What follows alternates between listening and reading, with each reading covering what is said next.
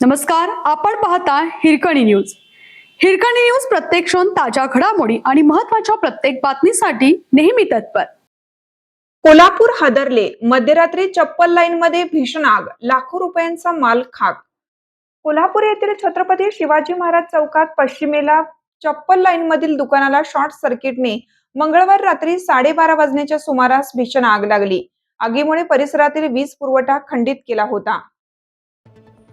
येथील छत्रपती शिवाजी चौक परिसरातील चप्पल लाईन मध्ये मंगळवारी मध्यरात्री सुमारे 12 वाजण्याच्या सुमारास एका चप्पल दुकानाला भीषण आग लागल्याची घटना घडली.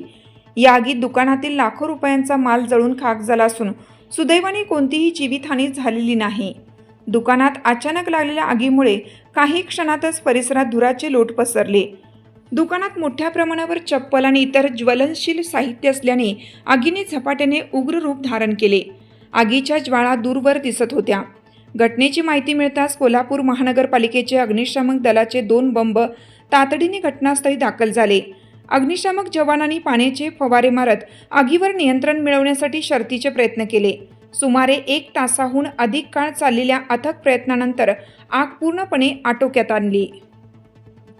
आपल्या हिरकणी न्यूज चॅनलला लाईक करा, शेअर करा आणि सबस्क्राईब करायला विसरू नका. आणि रहा अपडेट.